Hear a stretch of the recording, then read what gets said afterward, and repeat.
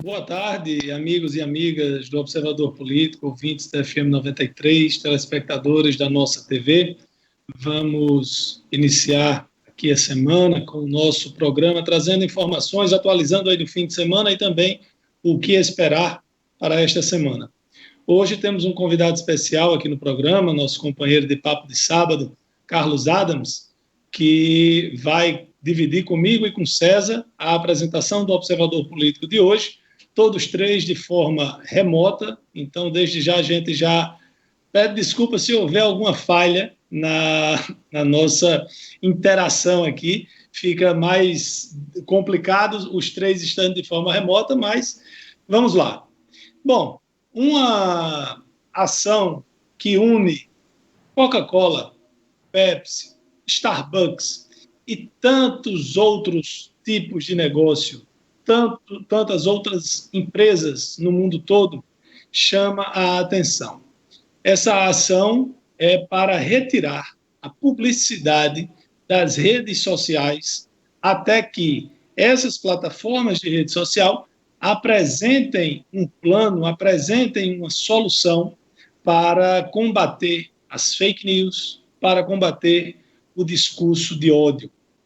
Essas empresas mundiais, gigantes mundiais, exigem que as plataformas digitais, que as redes sociais, apresentem um plano eficaz para evitar que os seus anúncios terminem vinculados a propagandas de ódio, racismo, preconceito, discurso de ódio de um modo geral. E o mais afetado é a maior rede social, que é o Facebook. E o Facebook tornou-se já há algum tempo um lugar de além de muita fake news, de muita mentira, de muita agressão, de pessoas que se unem para atacar outras pessoas ou outras ideias. Eu já falei dezenas de vezes nos últimos anos sobre um livro chamado A Era do Radicalismo, que é de um professor de Harvard, na verdade uma tese de doutorado lá de Harvard, que mostra que pessoas que têm um pensamento similar, quando se unem, se tornam mais radicais em seus pensamentos. Esse livro foi escrito quando não existia ainda tanta força das redes sociais. A rede social simplesmente potencializou um problema já existente. Se antes, por exemplo, terroristas que defendem uma interpretação enviesada do Alcorão queriam cometer atentados, eles precisavam se unir fisicamente para planejar isso. Hoje, os terroristas bastam usar a internet para se encontrar. Assim como quem tem preconceito, quem é doente mental e tem preconceito com relação à orientação sexual, à cor da pele, a internet facilita muito isso. E as redes sociais, que foram criadas com o intuito de aproximar as pessoas, de aumentar o vínculo das pessoas, têm como efeito colateral também permitir que quem quer fazer o mal possa se unir.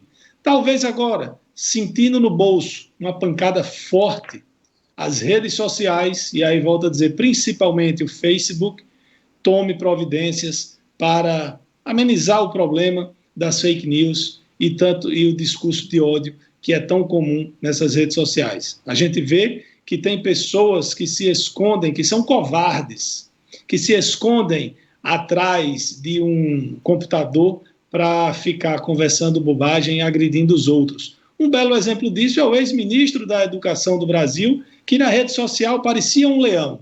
Quando foi depor na Polícia Federal, ficou caladinho como um gatinho. Então, que a pressão econômica surta efeito e as redes sociais, as plataformas de redes sociais apresentem realmente soluções para amenizar esse tipo de problema.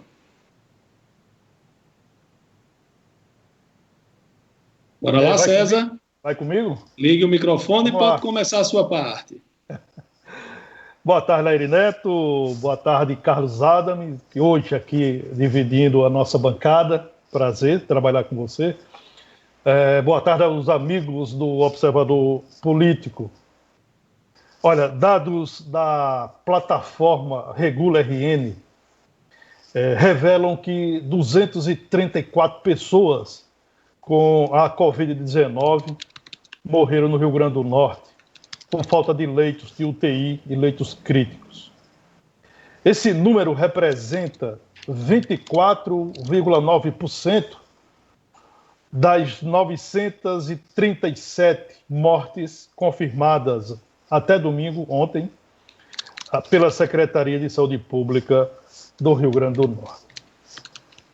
Realmente, a falta de leitos críticos e de UTI na rede pública de saúde do Rio Grande do Norte é algo absurdo.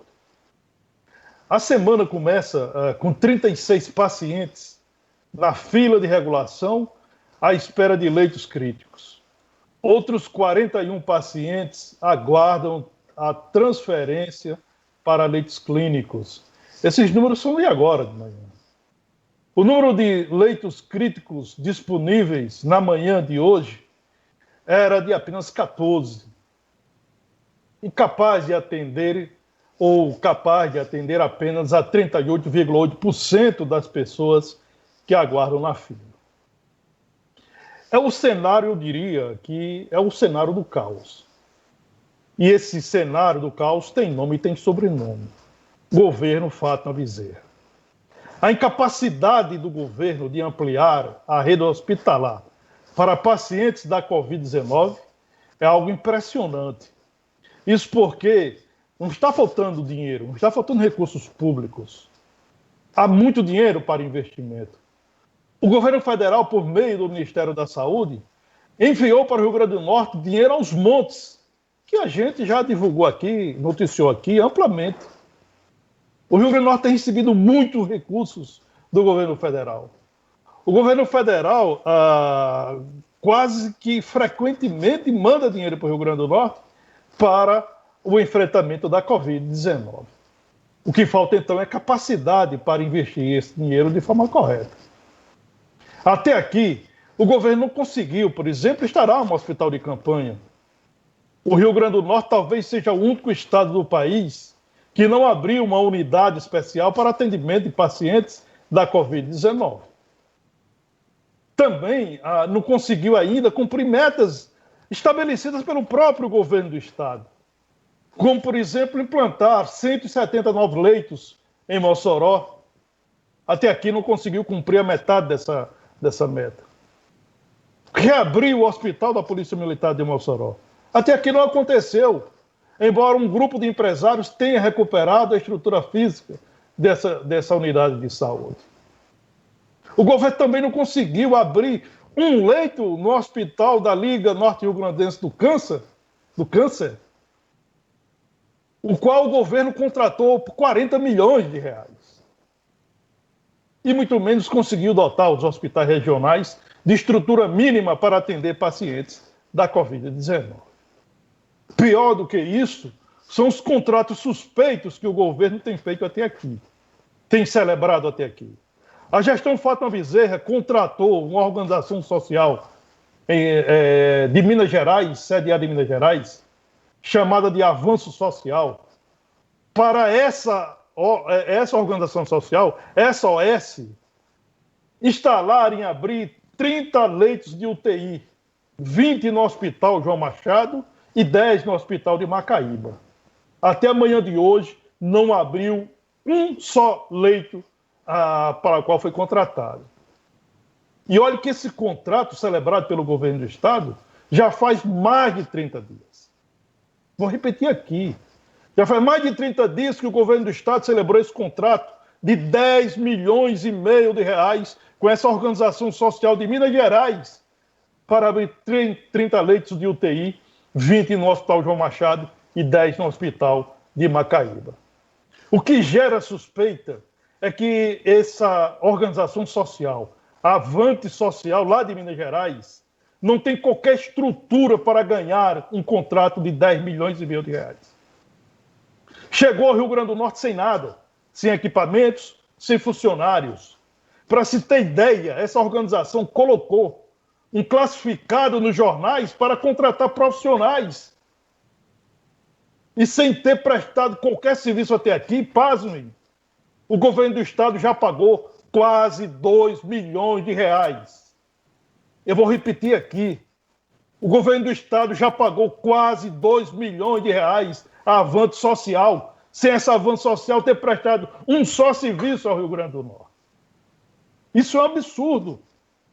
Esse absurdo se junta aos quase 5 milhões de reais que a governadora Fátima Bezerra pagou antecipadamente ao consórcio Nordeste por 30 respiradores que até hoje não chegaram até aqui. E o dinheiro não foi devolvido. Então nós temos aí um volume aí de quase 7 milhões de reais jogado aí na lata do lixo. Saiu aí, escorreu. E que a gente não sabe qual o sentido, qual o destino desses recursos. O prejuízo se torna incalculável quando provoca a morte de pessoas inocentes, como está provocando no Rio Grande do Norte. Os dados são do Regula RN. 234 pessoas no Rio Grande do Norte morreram por falta de leitos de UTI. E nós temos aqui essa pandemia que já temos 120 dias. 120 dias de calamidade pública, 120 dias de quarentena, 120 dias com as pessoas dentro de casa, 120 dias o governo do estado recebendo recursos do governo federal e que até aqui não conseguiu montar uma estrutura capaz de atender os pacientes da Covid-19. O que gera mais revolta é que as autoridades públicas responsáveis pela fiscalização do bem público até aqui não têm feito absolutamente nada. O Ministério Público não se sente provocado, a Assembleia Legislativa faz de conta que não é com o Rio Grande do Norte, apenas o Tribunal de Contas abriu uma linha de procedimento para investigar o pagamento antecipado de quase 5 milhões de reais por aqueles respiradores que nunca chegaram aqui. Então vamos pelo menos torcer que a Polícia Federal, que está no rastro de gestores públicos que não têm zelado com o dinheiro da saúde pública, que pelo menos chegue por aqui, porque no Rio Grande do Norte as autoridades não têm feito absolutamente nada. No mais, é rezar que Deus tenha piedade de todos nós. Ligue o microfone, amigo Adams. Pronto, agora sim, né? Estão me ouvindo? Olá, boa tarde, gente. Desculpa aí a falha técnica, né? Não tenho muito costume de participar dessas conferências via Skype, né? É mais pelos outros programas aí, pelas outras plataformas, mas, enfim, deu certo aqui. Boa tarde aos amigos ouvintes da FM 93, o pessoal que está acompanhando a gente pela nossa TV. Prazer mais uma vez estar participando. Essa é a minha segunda participação aqui no Observador Político. Na primeira vez a gente ainda estava naqueles encontros, né, nas presidenciais, lá na nossa TV, ainda tive a oportunidade lá de ir para a bancada naquela ocasião. Então é sempre um prazer estar dividindo aqui a bancada com você, Laíre, já o nosso companheiro de bancada lá no Papo de Sábado, né, com as resenhas de todos os fins de semana. E mais uma vez também cumprimentar aqui o amigo César Santos, jornalista. E, enfim, é uma honra grande, né? Eu queria destacar aqui algumas coisas, né? Complementando aí, César falou sobre a questão do colapso na saúde, sobre esse caos na saúde, né? A gente está caminhando aí para o final do primeiro semestre. Amanhã termina o primeiro semestre, né? Nesse clima de agonia, nesse clima de penúria, né? Não só na saúde. A saúde, enfim, é o principal, como o César abordou aí, mas também tem os reflexos aí na economia, né? Eu vou destacar aqui a questão do setor de eventos, né? O setor de eventos que está praticamente parado, sem nenhuma atividade desde que iniciou esse período de quarentena, de isolamento, lá em meados de março, desde os dias 17 e 18 de março, e vem sofrendo muito. Alguns colegas aí do setor, dessa área de eventos, cerimonialistas, fotógrafos, cinegrafistas, ou seja, pessoas que trabalham nessa linha de frente na realização de eventos, estão sofrendo pra caramba, porque não tem nenhuma perspectiva, não tem horizonte, né? O setor de eventos foi o primeiro a parar e, consequentemente, será o último a voltar, né? Então, realmente a situação não está fácil, não tem perspectiva. Eu trabalho prestando serviço nessa linha de cerimonial. O meu último evento eu fiz no dia 7 de março. Eu tinha eventos nas semanas seguintes, né? Mas todos foram adiados e recebi um novo calendário já marcando para julho. Isso tinha recebido em abril. Só que dessa vez também não vai ser possível, né? E a gente, sendo bem franco, não tem nenhuma perspectiva de retorno quanto a isso. Eu acredito que esse ano não volta mais. É um ano realmente perdido para essa parte de eventos, do entretenimento, que precisa e necessita dessa questão da aglomeração para ter o efeito esperado, né? Ou seja, para fazer jus mesmo à demanda. Esse ano, consequentemente, não vai ter. Eu acredito que a gente não consiga reverter essa situação de pandemia, de colapso a tempo, né? Então, a gente precisa meio que encontrar alternativas também para abraçar, para, enfim, amparar esse pessoal aí que trabalha diretamente nessa linha de eventos, que também gera muitas divisas, muitas rendas também, muita gente depende desse segmento de mercado para passar, para conseguir sobreviver durante esta pandemia, né? É necessário a gente ter o cuidado com a saúde, ter toda essa questão do isolamento, da necessidade do afastamento social, mas a gente também precisa ter a consciência de que tem pessoas que estão nessa linha, que estão aí trabalhando ou não trabalhando por conta dessa questão do isolamento, né? A gente chega hoje, dia 29 de junho, já se preparando aí para encerrar o primeiro semestre de 2020 de uma forma bem melancólica, né? Infelizmente. E o pior de tudo é sem perspectiva, né? Quando a gente tem pelo menos um horizonte para ver se, enfim, para enxergar uma luz nesse fim de túnel, que parece que é um túnel que não tem fim, né? É pelo menos um alento, mas dessa vez nem isso a gente tem, né? Guardar aí para ver se a gente consegue ter alguma melhora nesse sentido. Eu também queria destacar que essa semana também vai marcar aí os 26 anos da implantação do Plano Real. No dia 1º de julho agora, próxima quarta-feira, completa 26 anos que o então presidente Fernando Henrique, que o então ministro Fernando Henrique, no governo de Itamar Franco, implantou aí o Plano Real, dando um início aí à estabilidade econômica, um controle da inflação e outros benefícios mais, né? Bom, essas são as minhas considerações iniciais. Mais uma vez, é um prazer voltar aqui à bancada do Observador Político, mesmo que de forma virtual. Laíris César. Pois é, mas a comunicação virtual é a nova realidade, né? Então, vamos nela. Falando aí com relação às medidas de enfrentamento à pandemia, né? Em várias cidades do país, onde houve o afrouxamento, onde houve a abertura da economia, em vários estados, em várias cidades, houve agora um recuo, um passo atrás no fechamento desses comércios por causa do aumento do número de casos. É um paradoxo muito complicado de se enfrentar, porque, veja, nós já estamos fechados aí há 100 dias praticamente. Ninguém consegue passar tanto tempo isolado, sem trabalhar, sem ter receita, porque nós, por exemplo, eu não sou, mas eu estou funcionário público. Meu salário pode até atrasar uma semana, um dia, 2, mas eu vou receber. Mas o comerciante, o feirante, o trabalhador, de um modo geral, que não é servidor público, ele não tem essa garantia. Ele tem que correr atrás. Por mais que receba R$600, não resolve a parada. E até governadores que cederam à pressão, ou por uma questão política partidária, ou por uma questão ideológica, estão tendo que voltar atrás. O próprio governador do Distrito Federal, Ibanez Rocha, decretou hoje estado de calamidade pública no Distrito Federal. Ele que se aproximava do discurso do presidente Jair Bolsonaro, viu que não dá para fazer assim.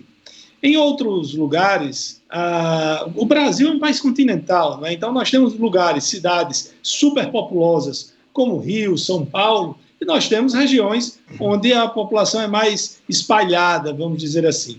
Em muitas capitais, o problema até já diminuiu bastante, porém, vai para as cidades do interior. Hoje eu vi uma reportagem mais cedo que várias cidades no interior de São Paulo, como Limeira, São José dos Campos, São José do Rio Preto, voltaram atrás. Mesmo com a autorização do governo do estado para abrir o comércio, não abriram, fecharam. Então, o que é necessário é que a gente compreenda que nós temos que conviver com essa doença até que chegue a vacina. Mas aí a gente se pergunta, Por que aqui em países super, mega populosos, como a Índia, que existe uma população miserável, pobre, talvez mais do que o Brasil, numericamente muito mais do que o Brasil, até porque lá tem mais de 1 bilhão e 200 milhões de habitantes. Por que que lá não está tão descontrolado como aqui? Porque aqui nós estamos em segundo lugar e estamos caminhando a passos largos para chegar logo, logo a 100 mil óbitos. Se a gente não tiver não segurarmos essa doença, através da educação, da conscientização, dos exemplos, a gente vai chegar a 100 mil óbitos. Os Estados Unidos lideram com a vantagem, né, entre aspas, com uma diferença muito grande, depois vem o Brasil, e o Brasil é em segundo lugar isolado. Coincidentemente ou não, Trump e Bolsonaro agem de forma muito parecidas. Bolsonaro já deu vários exemplos que vê em Trump um ídolo. Então, não sei se isso tem alguma ligação, mas o fato é que a gente vai ter que conviver, Adams, com esse problema, e não só o setor de eventos. Todos os setores da economia vão ter que reaprender, vão ter que esquecer o que sabiam até agora e reaprender para a gente poder conviver e tocar a vida em frente até que tenhamos a vacina contra o coronavírus. Olha, só pegando essa deixa de Carlos Adams, que ele trouxe esse tema de forma muito precisa. Nós tivemos agora alguns números em relação à não realização da edição 2020 do Mossoró Cidade Junina. Segundo o município, o comércio, a economia de Mossoró deixou de fazer circular pelo menos 95 milhões de reais. É muito dinheiro. Isso representa muito para a economia de Mossoró. E aí é interessante, porque sempre em período de Cidade Junina se discute muito a importância desse evento sob o ponto de vista econômico, né? Porque as pessoas costumam observar o Cidade Junina muito mais por uma festa do que como um vetor da economia, como um dos vetores da economia local, como o é. Então, nós temos esses números que são preocupantes, né? Segundo o município, devido à não realização do Cidade Junina, deixaram de circular na economia nesse período 95 milhões de reais. E aí, aquelas pessoas, aqueles segmentos que são os segmentos que beneficiaram diretamente com a Cidade Junina, né? Tem a classe artística, claro, né? Os músicos, cantores, cantoras, etc., mas também tem aqueles segmentos que se preparam para a Cidade Junina, né? Então, o segmento de taxistas, mototaxistas, costureiras, cabeleireiros de bairros, aqueles pequenos salões, etc. Então, essa é uma pancada muito forte na economia de Mossoró, que Mossoró vai precisar de se reinventar para se recuperar desse tombo, né? Mas é como diz Lair Neto, a pandemia está aí, ela existe. Nós temos que observar primeiro a vida, né? Para depois a gente ter saúde, ter força, ter determinação para recuperar o que foi perdido.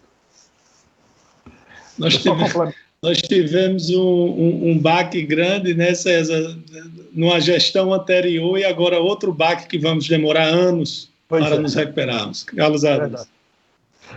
Só complementar essa sua observação, Laíra, a respeito de algumas cidades, né, mostrando aí que o Brasil é um país continental, né, temos casos e casos.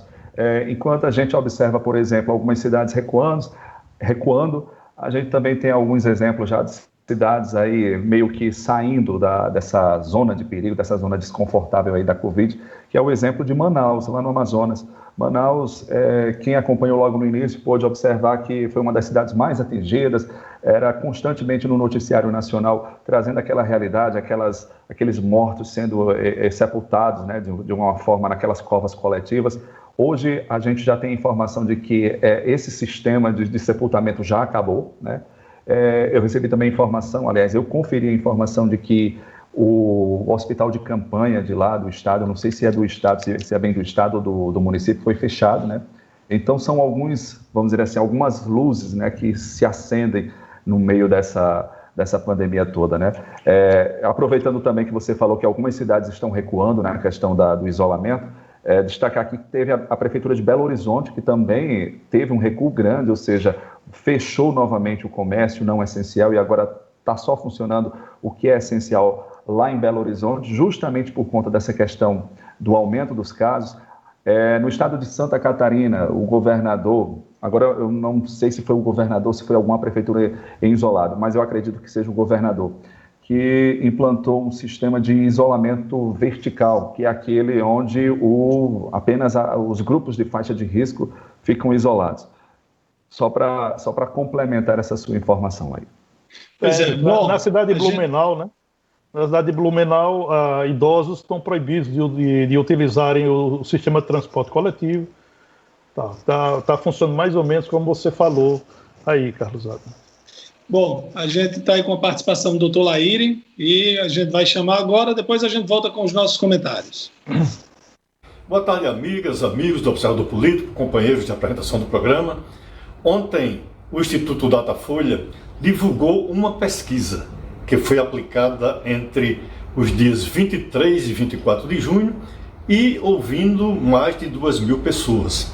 O que o Instituto quis averiguar era a posição do brasileiro, do eleitor, em relação às fake news que são publicadas, atingindo políticos, atingindo ministros do STF, do STJ, e também a opinião dele em relação a como as decisões de interesse geral deveriam ser tomadas, se ouvindo a população ou se deixando a cargo dos governantes todas essas decisões. Bom, 83% dos entrevistados disseram ser contra agressões a deputados, a senadores, a políticos e também aos ministros dos tribunais superiores. Esse mesmo nível de resposta foi relacionada a como deveria ser conduzido a decisão do governo. Em 2014, mais de 70% dos entrevistados disseram que os governantes deveriam ouvir a população antes de tomarem as suas iniciativas, as suas decisões. Agora, esse número baixou. Apenas 54% querem opinar sobre como governar o país. Foi uma diferença bem grande, né? Antes, talvez, ainda em final de governo Temer e de início de governo, era uma opinião mais inconstante e preferia a opinião, o eleitor dar a sua opinião, participar dessas decisões. O que a gente pode tirar dessas informações é que realmente a população está consciente de como as coisas devem ser feitas no nosso país. E também responderam num índice bem elevado que não querem o fechamento nem do Congresso e muito menos do Supremo Tribunal Federal. Bom, isso foi o Instituto Datafolha que averigou e a gente pode ver que o brasileiro está bem consciente da importância dessas instituições para a democracia. O Congresso tem que funcionar em pleno vapor, totalmente independente, livre, com os parlamentares legislando, fazendo aquilo que é o seu dever. Da mesma forma, não é porque você não gosta do ministro A ou do ministro B que venha pregar o fechamento do STF. Resumindo, o brasileiro está bem consciente de que ditadura nunca mais. Que governo autoritário também deve ser freado, deve ser impedido de continuar tomando decisões dessa natureza. Graças a Deus, felizmente, nós brasileiros, por intermédio dos que foram entrevistados, demos o recado. Democracia, sim, plena, fazendo valer as instituições. É isso que o brasileiro pensa. Obrigado pela audiência de hoje, boa tarde e até amanhã, se Deus quiser. Bom, e retornando aqui, doutor Laíre falou aí eu peço aos meninos que tirem aí o retorno para tirar o eco aqui, né? Bom, Falam em ministro do Supremo, mas tem uma informação sobre o novo ministro da Educação, Carlos Alberto Decotelli. No seu currículo, aliás, no anúncio, o presidente Jair Bolsonaro disse que ele tinha doutorado pela Universidade de Rosário, na Argentina, e pós-doutorado na Universidade de Wuppertal, no oeste da Alemanha. A informação não é verdadeira. Tanto o reitor da Universidade de Rosário disse que o Carlos Alberto Decotelli não tem o título de doutor, não tem o diploma de doutor daquela universidade. A instituição alemã enviou uma nota ao jornal o Globo, que questionou, disse que o ministro conduziu pesquisas na universidade por um período de 3 meses em 2016 e que não concluiu nenhum curso de pós-doutorado, que dura no mínimo 2 anos ou até 4 anos. No currículo que está disponível lá na plataforma Lattes, do CNPq, Decotelli descreve que frequentou a Universidade Alemã entre 2015 e 2017, mas parece que não foi verdade.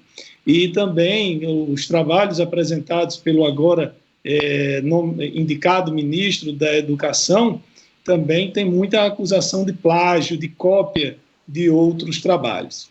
Não adianta. A pessoa chegar ao ponto de ministro, vão cascavear tudo e se tiver alguma coisa de errada, vão findar encontrando. Agora, eu nunca vi isso acontecer tantas vezes em outros governos. Toda vida tem que ter alguma polêmica, alguma coisa envolvendo, né, os indicados aí por Jair Bolsonaro para o seu ministério. Pois é, Carlos Adams citou aí a data de aniversário do Plano Real, né, 1º de julho, né, quarta-feira agora, e quarta-feira agora é uma data importante para o Rio Grande do Norte, né? Na quarta-feira, 1º de julho, perde validade o atual decreto de isolamento social no Rio Grande do Norte. Esse decreto ele foi renovado na quarta-feira da semana passada, dia 27, e ele se encerra agora na quarta-feira, 1º de julho. Daí a expectativa, se a governadora Fátima Bezerra vai autorizar a reabertura da economia, a retomada gradual das atividades econômicas do Rio Grande do Norte, ou se ela vai editar um novo decreto prorrogando por mais alguns dias. Vale aqui a gente lembrar que 2 pontos foram preponderantes, segundo a governadora, para prorrogar as medidas restritivas. O primeiro ponto é a taxa de transmissibilidade da doença. É razoável que a taxa fique pelo menos em 1. Né? Na semana passada estava em 1,36. Essa semana ela começa abaixo de 1,76, segundo o próprio governo. 0,76, perdão, segundo o próprio governo.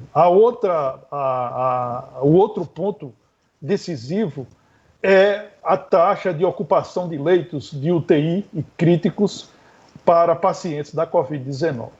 E aí, esse ponto, ele continua bem preocupante, né? Nós estamos iniciando a semana com a taxa em Natal em 95%, em Natal, região metropolitana. Aqui na região oeste, essa taxa está 100%. Nós temos 100% de ocupação de leitos críticos e de UTI para pacientes da Covid-19.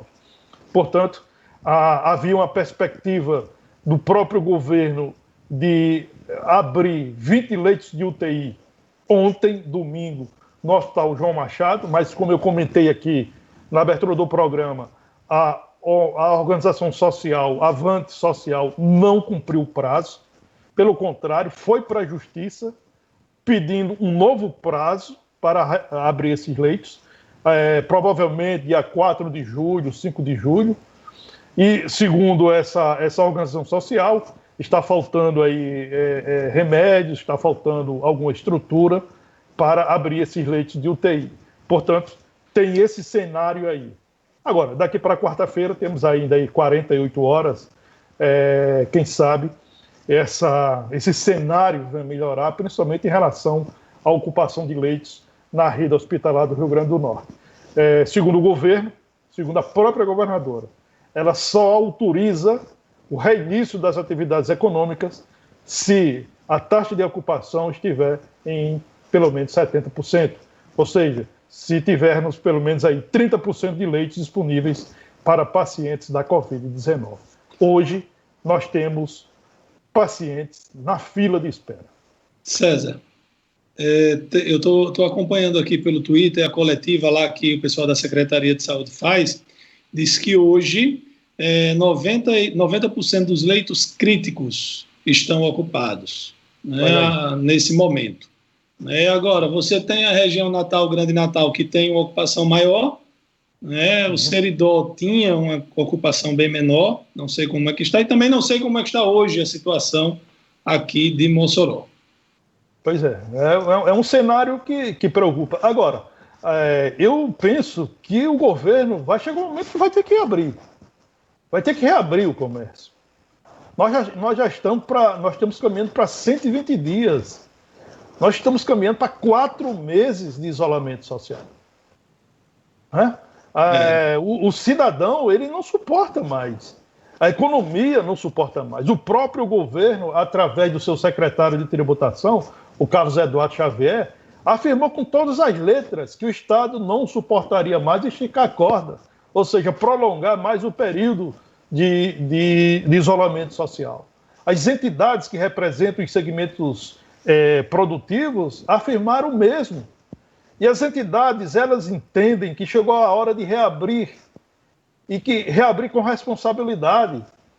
Né? No plano de reabertura das atividades econômicas, tem todos os itens de prevenção. Né? Não vai ser uma abertura total, ela vai ser gradual, conforme o planejamento feito pelas entidades. Esse plano, inclusive, as entidades doou para o governo do Estado, e o governo do Estado aprovou.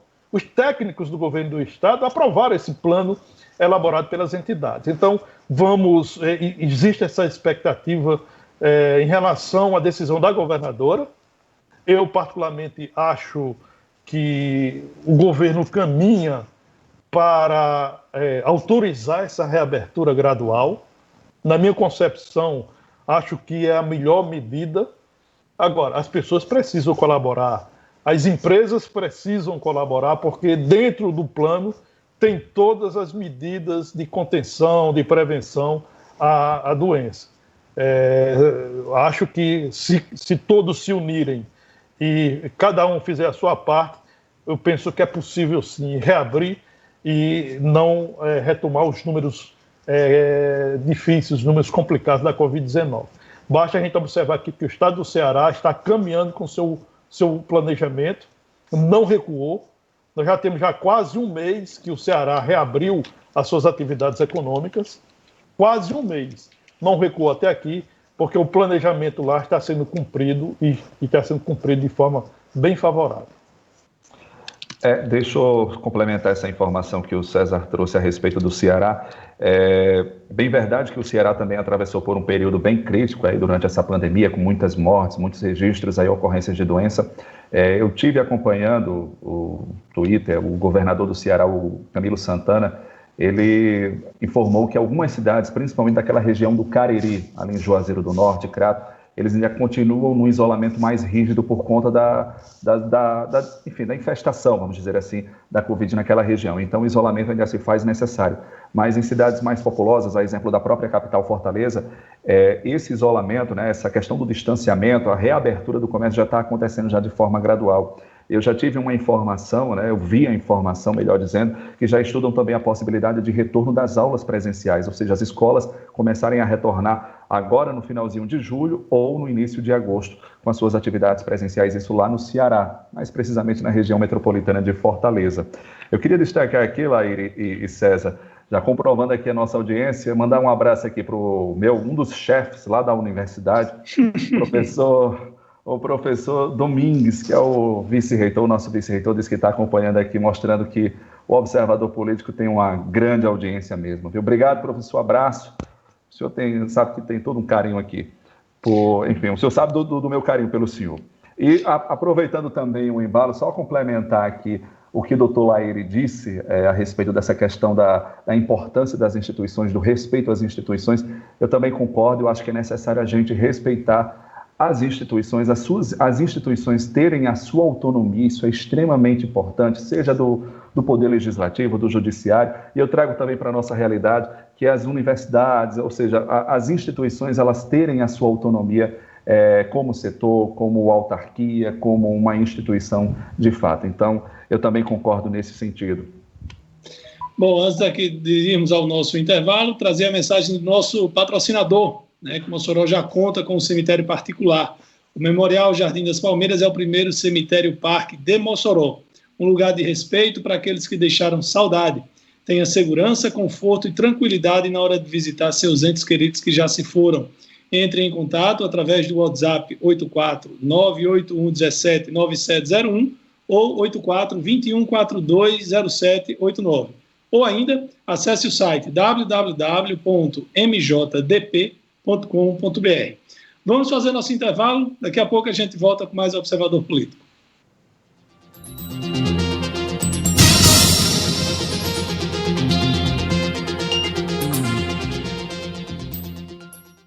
Mossoró agora conta com o mais moderno cemitério-parque do Nordeste. O Memorial Jardim das Palmeiras chega com uma proposta de cuidado e acolhimento em seu momento de luto, proporcionando serviços funerários de excelência, criado para ser um ambiente acolhedor que busca o total conforto dos seus visitantes. Oferecemos um atendimento humanizado em um ambiente repleto de natureza. Garantir um final digno a quem amamos é o que todos nós desejamos. Acesse www.mjdp.com.br e saiba mais. Realize no Cassim os testes para Covid-19, sorologia IgG, IgM por quimioluminescência e RT-PCR por SWAB. Agora com mais segurança e qualidade para seus exames. Faça o pré-cadastro em nosso site ou pelo aplicativo Cassim e agende sua coleta domiciliar. Para mais informações, fale conosco pela central no 84 3323 8800 ou WhatsApp 84 988630374. Cassim, o seu laboratório de confiança.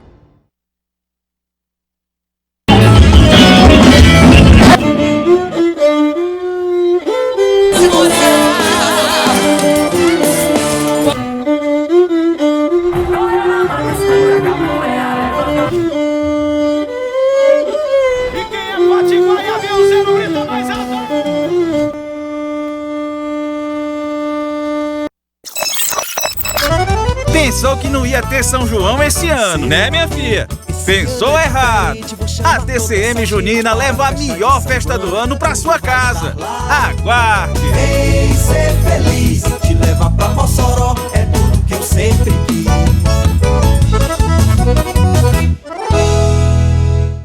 SAMU 192, boa tarde. Oi, o que aconteceu na cidade aqui na rua? Tem gente ferida. O 192 do SAMU não é para brincadeira. Uma ligação falsa atrapalha nosso trabalho e pode custar a vida de outras pessoas. Não passe trote nem congestione a linha. Só chame o SAMU em caso de emergência mesmo.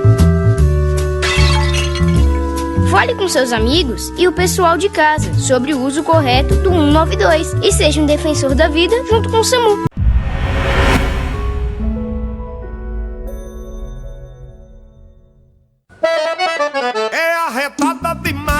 Nossa programação, o cliente é a razão de tudo que a gente faz. Nós temos canais locais na nossa Brisa TV. Com quem escuta e nos vê, a gente se compromete desse jeito. A Brisa Net leva o mundo até você. 4 estados do Nordeste, Pernambuco, Ceará. No RN está, na Paraíba ela investe. Imagem boa da peste com o sinal HD. Quem usa sabe por quê. Nosso trabalho reflete desse jeito. A Brisa Net leva o mundo até você. Temos para ofertar tudo que você precisa. Fica em casa com a Brisa que tudo vai melhorar. Quando São João chegar, faça seu anarriê, invente seu balancê. Não se aveste nem se arrete desse jeito. A Brisa Net leva o mundo até você.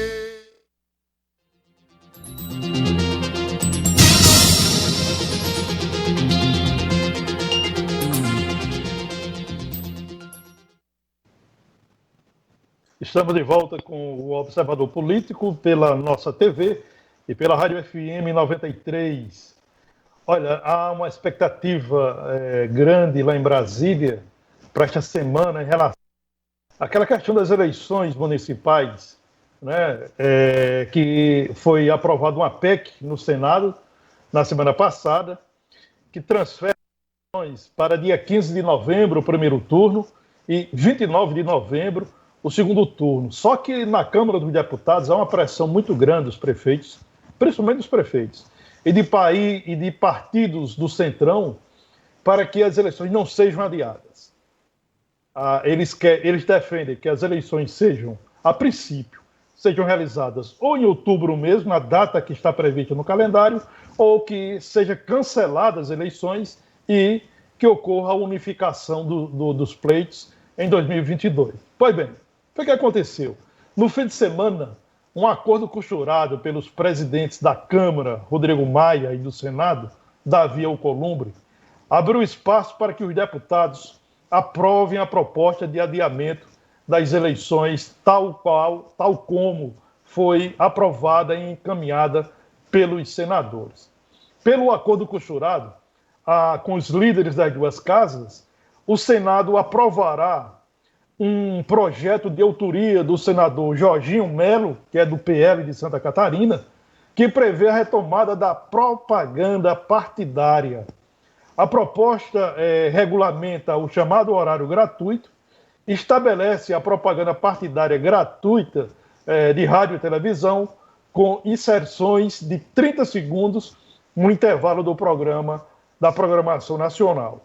Com esse projeto aprovado, os deputados, então, se comprometem a aprovar a proposta de emenda à Constituição do adiamento das eleições, ainda na sessão de amanhã, terça-feira, ou na sessão de quarta-feira. Como se trata de uma PEC, todo mundo sabe, é preciso ser aprovada em 2 turnos. Além da retomada da propaganda partidária, o acerto entre Câmara e Senado envolve o esforço, a ajuda financeira a prefeitos, ou seja, mais ajuda aos municípios.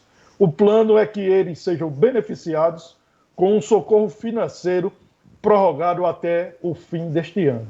A ideia é alterar as regras ao apreciar a medida provisória 938, editada para definir os critérios de socorro a estados e municípios. Portanto, está aí a perspectiva de a Câmara dos Deputados aprovar amanhã, terça-feira, ou na quarta-feira, a PEC das eleições, transferindo o pleito municipal deste ano, de outubro para novembro. César, com relação às eleições, eu acho interessante o seguinte: eu sempre disse aqui que a unificação de tudo em 2022 gera uma economia para o país. Na minha opinião, isso é o principal fator, além da pandemia que estamos vivendo, isso é um fato. Mas a gente sempre deixou muito claro o seguinte: quem está no poder vai achar ótimo, maravilhoso. Quem não está vai espernear o quanto puder. Né? Quem está nos assistindo pode até dizer, porque você ocupa um cargo comissionado, está secretário, você pode continuar. Bom, o poder pode depender da vontade da chefe do executivo. Mas o que eu quero dizer é que, mesmo colocando na balança que beneficia uns, pode atrasar ou adiar o sonho de outros, você vai ter a diminuição do contato das pessoas com relação à pandemia, e você vai ter economia.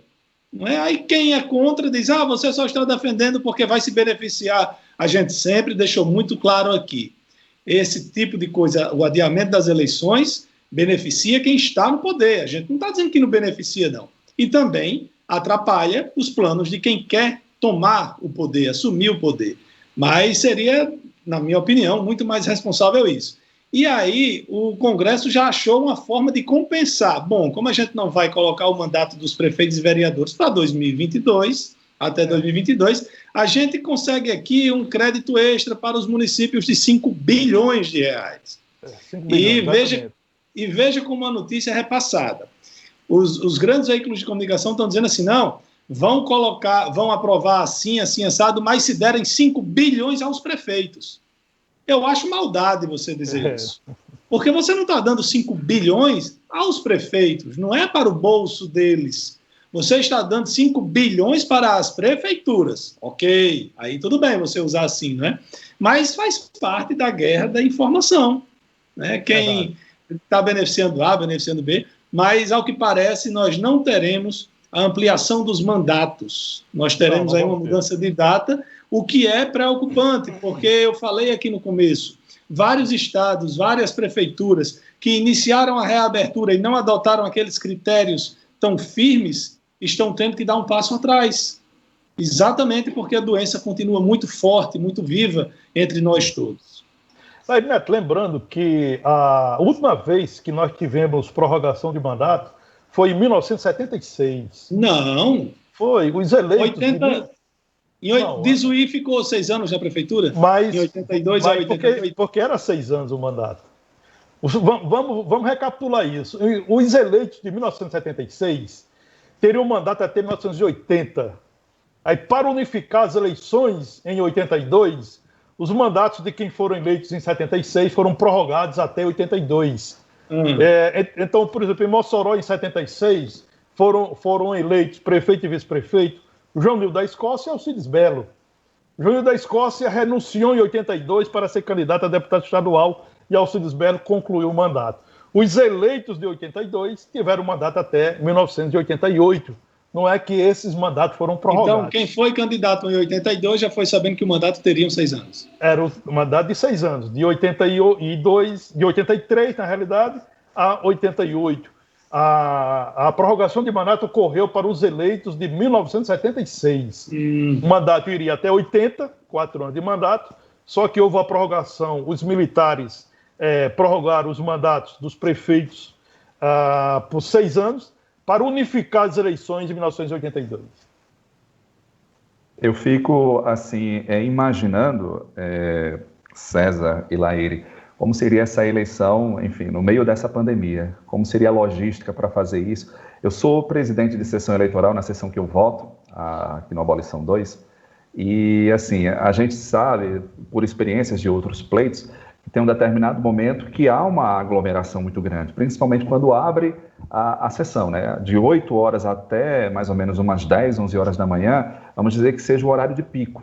As pessoas, alguns ansiosos, chegam mesmo antes dos portões abrirem, outros para se livrar logo, enfim, são vários aí os motivos para isso. Então, vai precisar de uma logística muito grande, né? Eu acredito que até dezembro, mesmo com esse adiamento, a gente ainda vai ter efeitos, surtos dessa pandemia, embora já se comunique, já se tenha notícia de que essa vacina talvez já comece a chegar em dezembro, mas ela não vai dar para imunizar todos, né? Nesse primeiro momento vai imunizar principalmente quem está no grupo de risco, como médicos, enfim, o pessoal da área da saúde.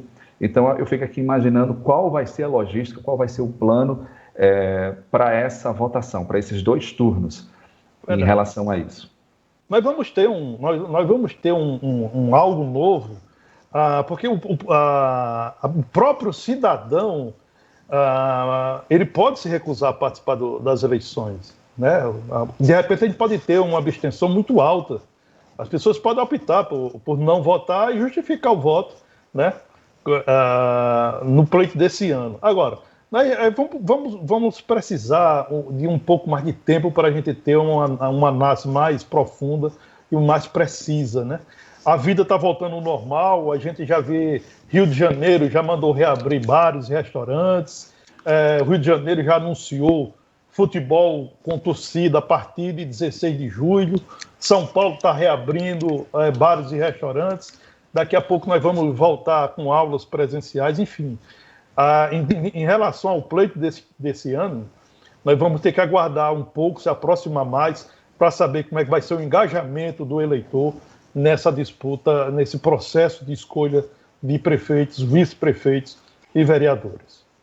E nós temos nós somos um país continental, nós temos características muito distintas de cada região do país. Nós temos, por exemplo, Rio de Janeiro, São Paulo, áreas enormes, maiores do que a população de Mossoró, onde você não entra sem a autorização de um traficante. Verdade. Em Mossoró já há comunidades onde você não entra à noite, por exemplo, sem autorização. Sim. Mas é uma comunidade menor. Mas em Rio, São Paulo, você tem regiões inteiras. Aí você tem também, por exemplo, lá na região amazônica, cidades que estão distantes, dias de viagem de barco. Você precisa viajar dias de barco para chegar lá. Não tem internet. Como você vai fazer uma eleição se você não puder conversar com alguém? Para mim, fica muito claro o seguinte: vai ser beneficiado de forma generalizada quem estiver no poder. Por quê? É muito. A situação da economia brasileira. Janeiro e fevereiro já foi ruim, independente de pandemia. Mas só que com a pandemia vai desabar. Já se fala, em alguns casos, em mais de 10% de recessão, de queda no PIB. Claro que o Jair Bolsonaro, os governadores, os prefeitos vão dizer: a gente estava indo tão bem, cara, mas aí veio a pandemia e destruiu tudo, a culpa não é minha. E você vai atrapalhar o contato pessoal, os candidatos novatos vão ter dificuldades para reunir as pessoas. Então, vai beneficiar mesmo. Eu acho que em todos os sentidos seria melhor colocar para 2022 tudo junto. Você economizaria dinheiro, saúde, tempo, e aí a gente ficaria com eleições gerais no Brasil. Essa unificação era uma proposta do chamado Centrão, né? Os países do Centrão queriam a unificação das eleições. O PL, o PP, MDB, republicanos, eles queriam, eles formaram o grupo nesse sentido. Agora, depois desse acordo que foi costurado, como já noticiei agora há pouco, né, esses partidos recuaram, aceitam o acordo. Se realmente o Senado aprovar hoje ou amanhã aquela proposta do chamado horário gratuito, né, a propaganda eleitoral a propaganda partidária gratuita, se for aprovado, a Câmara de Deputados aprovam a PEC do adiamento das eleições. Está nesse sentido.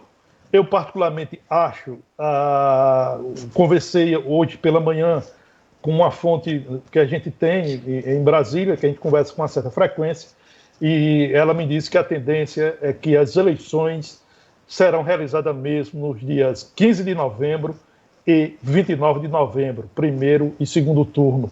Há um clima, a partir desse acordo costurado por Rodrigo Maia e Davi Alcolumbre, que dá esse norte em relação às eleições municipais.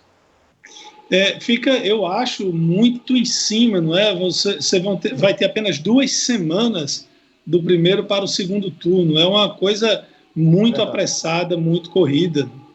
Verdade. Vai ficar muito apertado, né? Agora, foi preciso apertar esse calendário, porque o processo eleitoral como um todo, ele não se encerra com a apuração das urnas, né, Lairinho? Depois, você tem prazos, né, que a Justiça Eleitoral precisa cumprir, né, até a diplomação e posse. São prazos que precisam serem cumpridos e que precisam de tempo. Por isso que o calendário ficou apertado, né? 15 dias do primeiro para o segundo turno. Inclusive, César, o prazo para aqueles que perderem a eleição e se enxergarem que quem venceu cometeu algum crime, recorrer, né? Para recorrer, e aí tem todo um processo, enfim. Tem a questão da prestação de contas, tem uma série de coisas que a Justiça Eleitoral precisa cumprir esse calendário, né? Então, é uma questão também, nós temos que analisar também, Lairinho, da seguinte forma. É preciso um esforço, é preciso um sacrifício de cada um, porque essa pandemia não é culpa de ninguém, né? Ela veio sem avisar, né? Então, há quem diga que a culpa é dos chineses, né? Pois é. Ela veio sem avisar, então vai ter que ter um sacrifício de cada um de nós. É verdade. Bom, nosso tempo está se esgotando, eu quero registrar que ontem foi o Dia Mundial do Orgulho LGBT+.